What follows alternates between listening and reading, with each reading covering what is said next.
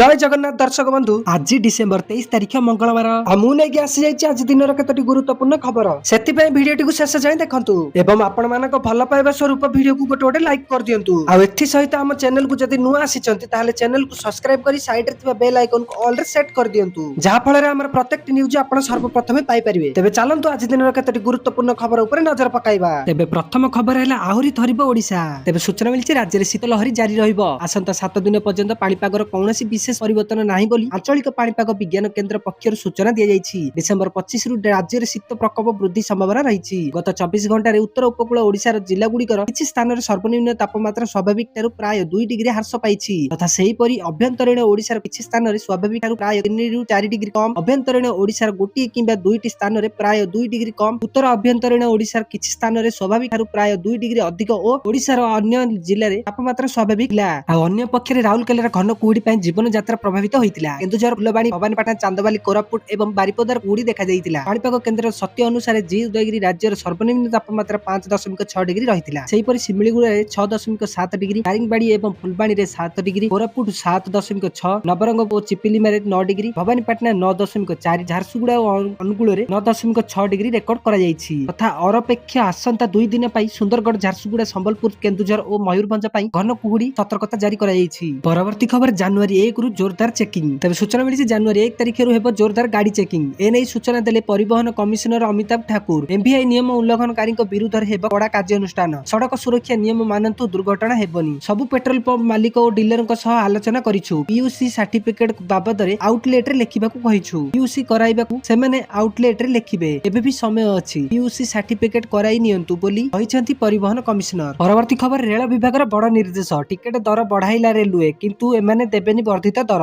तेबे सूचना मिली भारतीय रेलवे साधारण लोकंक पय ट्रेन यात्रा को टिके महंगा करिछि। रेलवे भड़ा वृद्धि घोषणा करिछि जहा आसंता डिसेंबर 26 तारिख रे लागू हेबो। एही भड़ा वृद्धि द्वारा अतिरिक्त 600 कोटी आय हेबो बोली आशा करा जाइछि। आ एथि सहित भारतीय रेलवे दूरगामी यात्रीक पय भड़ा वृद्धि करिछि। जे माने 215 किलोमीटर रु अधिक यात्रा करूछंती सेमानकु प्रति किलोमीटर पय 1 पैसा अधिक देबाकू पड़िबो। एही समय रे मेल एवं एक्सप्रेस ट्रेन रे नॉन एसी एवं एसी श्रेणी पय प्रति किलोमीटर पय 2 पैसा वृद्धि पाइबो। एहार अर्थ हेउछि 500 किलोमीटर नॉन एसी यात्रा करूथिबा यात्री को केवल 10 टंका अधिक देबाकू पड़िबो। आ जदि जणे यात्री 215 किलोमीटर कम यात्रा करंती तेबे सेमानकु कोनोसी अतिरिक्त भड़ा देबाकू पड़िबो नाही। एही नियम 215 किलोमीटर कम दूरता पय प्रযোज्य हेबो नाही। एहा दिल्ली एनसीआर एवं आखापाख शहर गुडीकरे दैनिक यात्री मानक पय एक सीधा सड़क आश्वस्ति हेबो। राज्य शिक्षा किंबा छोट व्यवसाय पय यात्रा करथिबा व्यक्ति मानकु कोनोसी अतिरिक्त बोझर सम्मुखीन हेबाकू पड़िबो नाही। परवर्ती खबर एबे डेबिट कार्ड रे मिले बीमा राशि। तेबे सूचना मिलिछि दुर्घटना जोगु आपनकर मृत्यु किंबा स्थायी शारीरिक अक्षमता घटिले आपनकर एटीएम बा डेबिट कार्ड आपनकर परिवार सदस्यंकु मागणा दुर्घटना बीमा प्रदान करिथाय। एही बीमा प्रायतः कार्ड जारी करूथिबा बैंक ही देइथाय। एहा किपरि काम करे? कॉम्प्लीमेंटरी इंश्योरेंस मागणा बीमा अनेक बैंक सेमानकर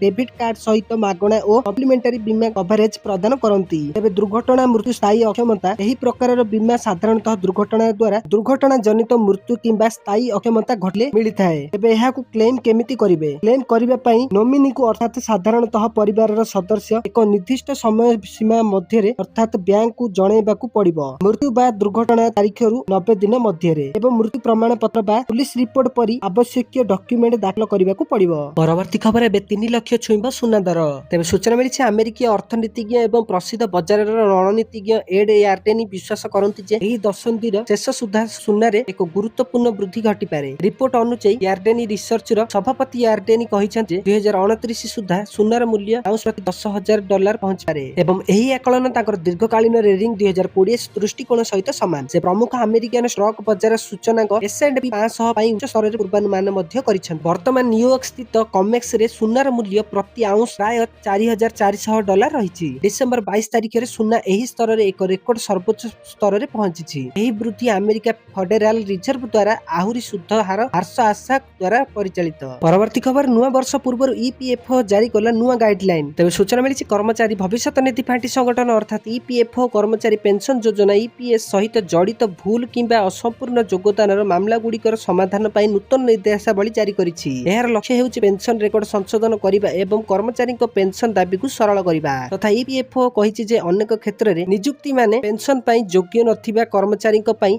ईपीएस फांटी जमा करिसंती। किछि क्षेत्र रे एपरि कर्मचारी मध्य थिले जेउ माने पेंशन पाई योग्य थिले किंतु ସେମାନଙ୍କର ଇପିଏସ୍ ଅବଦାନ ଜମା କରାଯାଇ ନଥିଲା। ଏହି ତ୍ରୁଟିଗୁଡ଼ିକ ପେନ୍ସନ୍ ଦାବି ପ୍ରକ୍ରିୟାକରଣରେ ନିରନ୍ତର ସାମାନ୍ୟ ସୃଷ୍ଟି କରିଥିଲା ତଥା ଇପିଏଫ୍ଓ ଅନୁଯାୟୀ ଇପିଏସ୍ ଅବଦାନରେ ଏହି ବିସଙ୍ଗତି କର୍ମଚାରୀମାନଙ୍କ ପାଇଁ ପେନ୍ସନ୍ ପ୍ରକ୍ରିୟାକରଣ ସେବା ଅବଧି ଯୋଡ଼ିବା ଏବଂ ଚୂଡ଼ାନ୍ତ ସମାଧାନ କରିବାରେ ଅସୁବିଧା ସୃଷ୍ଟି କରିଥିଲା। ବିଭିନ୍ନ କ୍ଷେତ୍ର କାର୍ଯ୍ୟାଳୟରେ ଏହି ମାମଲାଗୁଡ଼ିକୁ ଭିନ୍ନ ଭାବରେ ପରିଚାଳନା କରାଯାଇଥିଲା, ଯାହାଫଳରେ ଦ୍ୱନ୍ଦ୍ୱ ଏବଂ ବିଳମ୍ବ ହେଉଥିଲା। ଏହାର ସମାଧାନ ପାଇଁ ଇପିଏଫ୍ଓ ଏକ ସାମାନ୍ୟ ଏବଂ ସ୍ପଷ୍ଟ ପ୍ରକ୍ରିୟା ସ୍ଥାପନ କରିଛି। ପରବର୍ତ୍ତୀ ଖବର, ଜାନୁଆରୀରୁ ବଦଳିବ ଏହି ନିୟମ। ତେବେ ସୂଚନା ମିଳିଛି ଆଉ କିଛି ଦିନ ପରେ ଶେଷ ହୋଇଯିବ 2025। ଡିସେମ୍ବର ମାସ ସରିବାକୁ ଆଉ ମାତ୍ର 8 ଦିନ ବାକି ଅଛି। ତେବେ ନୂଆ ବର୍ଷ 2026 ଆରମ୍ଭ ହେବ। ଏହା ସହିତ ନିୟମାବଳୀରେ ଅନେକ ପରିବର୍ତ୍ତନ ଦେଖାଯିବ, ଯାହା ସିଧାସଳଖ ସାଧାରଣତଃ ଲୋକଙ୍କ ପକେଟ ଉପରେ ପ୍ରଭାବ ପକାଇବ। ବ୍ୟାଙ୍କିଂ ନିୟମଠାରୁ ଆରମ୍ଭ କରି ୟୁପିଆଇ ଏବଂ ଡିଜିଟାଲ ପେମେଣ୍ଟ ନିୟମ ପର୍ଯ୍ୟନ୍ତ ଅନେକ ପରିବର୍ତ୍ତନ ଦେଖିବାକୁ ମିଳିବ। ଏହି ପରିବର୍ତ୍ତନ ଗୁଡ଼ିକ ଚାଷୀ, ଯୁବପିଢ଼ି, ସରକାର କର୍ମଚାରୀ, ମଧ୍ୟବିତ୍ତ ବର୍ଗ ଏବଂ ସାଧାରଣ ଲୋକଙ୍କ ସମେତ ସମସ୍ତଙ୍କୁ ପ୍ରଭାବିତ କରିବ। ତେଣୁ ଆସନ୍ତୁ ଜାଣିବା ନୂତନ ବର୍ଷ ଆରମ୍ଭ ହେବା ସହିତ ଆପଣ କଣ ପରିବର୍ତ୍ତନ ଦେଖିବାକୁ ପାଇବେ। ଏବେ ଜାନୁଆରୀ 2026ରୁ କେଉଁ ନିୟମ ପରିବର୍ତ୍ତନ ହେବ? ରାସନ କାର୍ଡ ନିୟମ। ପ୍ରଥମେ ରାସନ କାର୍ଡ ସହିତ ଜଡ଼ିତ ଗୁରୁତ୍ୱପୂର୍ଣ୍ଣ ନିୟମ ବିଷୟରେ ଆଲୋଚନା କରିବା।